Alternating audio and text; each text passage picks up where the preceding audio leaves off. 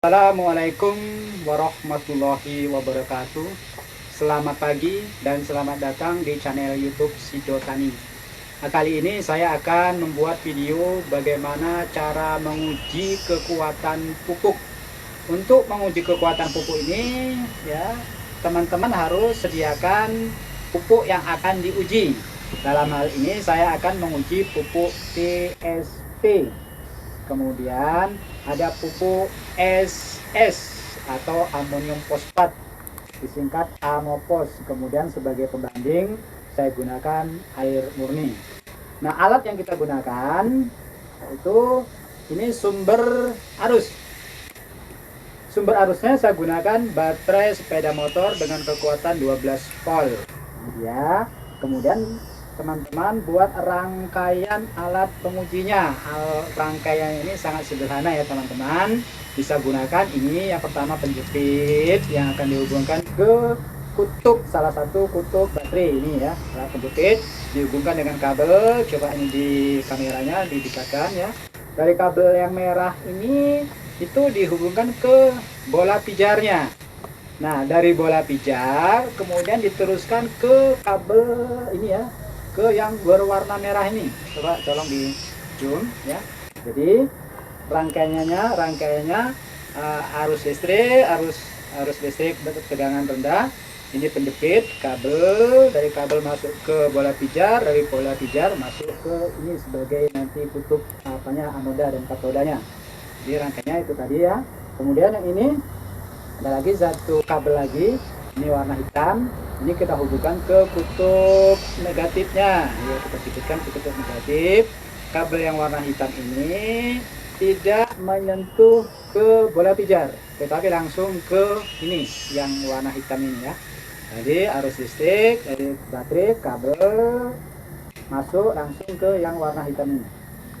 Ini tidak berhubungan dengan bola pijar. Yang berhubungan dengan bola pijar yang warna merah, kabel merah, bola pijar langsung ke yang warna merah ini. Ya, ini saya gunakan papan ya untuk mempermudah penggunaannya. Jadi di sini yang perlu kita perhatikan teman-teman, jangan sekali-kali menggunakan arus tegangan tinggi seperti arus PLN, itu jangan sekali-kali gunakan, itu berbahaya ya, berbahaya buat teman-teman. Cukup menggunakan sumber arus yang menggunakan baterai sepeda motor dengan kekuatan 12 volt. Yang penting antara sumber arus dengan bola pijar voltasenya harus sama. Jadi teman-teman jangan gunakan baterai 12 volt, bola pijarnya 3 volt, nanti akan terbakar ya, akan putus bolanya. Nah, bagaimana cara mengujinya? Yang pertama ini pupuk TSP kita larutkan dengan air ya. Ini teman-teman pupuk TSP ya, kita beri air nanti supaya larut, kita beri air secukupnya ya, kira-kira segitu ya. Nah, udah cukup. Kemudian ini yang SS juga sama, kita beri air nantinya supaya larut. Nah, setelah diberi air nanti ini kita kacau atau kita aduk ya, kita aduk supaya apa? Supaya larut pupuknya, supaya larut kita aduk terus ya, kita aduk ya.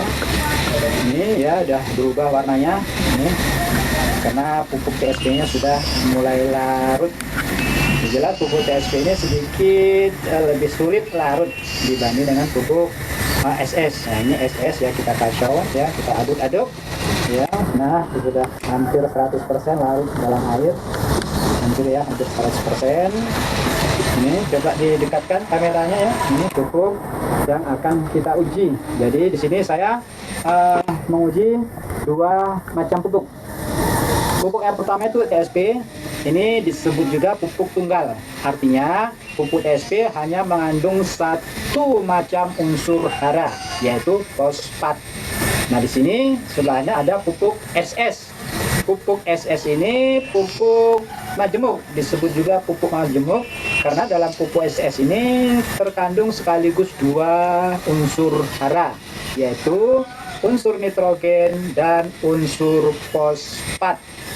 Nah, baik teman-teman, ini bahan sudah siap, kemudian rangkaian alatnya sudah siap. Mari kita mulai uji apa yang akan terjadi. Nah, pertama kita coba atau kita uji air murni. Nah, di air murni setelah kita celupkan ya, ini lampunya ini tidak menyala. Kenapa tidak menyala? Karena di dalam air murni tidak ada ion positif dan ion negatif. Nah, itu air murni ya. Kemudian bagaimana dengan pupuk yang telah kita larutkan? Di sini ada 2 macam pupuk. Kita coba dulu yang pupuk amopos atau amonium fosfat. Pupuk yang mengandung 2 macam unsur hara, yaitu nitrogen dan fosfat. Kita lihat teman-teman apa yang akan terjadi ya. Di sini bola pijarnya menyala ya, artinya di pupuk amopos ini terjadi ion positif dan ion negatif atau mengandung ion positif dan ion negatif. Nah, itu tadi yang amopos. Bagaimana dengan yang TSP? Coba kita lihat apa yang akan terjadi ya. Di sini teman-teman bisa perhatikan pupuk TSP setelah dilarutkan dalam air dan sudah larut, tetapi lampunya tidak menyala. Apa artinya? Artinya di dalam pupuk TSP tidak akan atau tidak ada muatan atau kandungan ion positif dan ion negatif. Beda dengan yang ini, yang amopos. Nah ini ya, beda dengan amopos. Yang amopos dia akan menyala. Kenapa menyala? Penjelasannya sangat sederhana. Begini teman-teman ya. Pupuk amopos ketika dilarutkan di dalam air akan mengalami ionisasi atau terion. Terion membentuk ion positif dan ion negatif. Beda dengan yang TSP. Lalu apa kaitan dengan tanaman? Sejatinya tanaman itu menyerap unsur hara dalam bentuk ion positif dan ion negatif. Jadi ketika pupuk amopos kita aplikasikan ke dalam tanah, oleh air tanah akan diionisasi atau terionisasi atau terurai, bahasa sederhananya terurai menjadi ion positif dan ion negatif.